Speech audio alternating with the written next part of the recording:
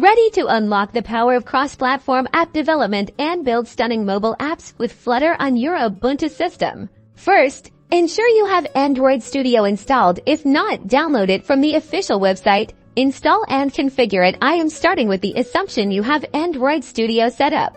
Open Android Studio and navigate to the settings, then select plugins from the left menu.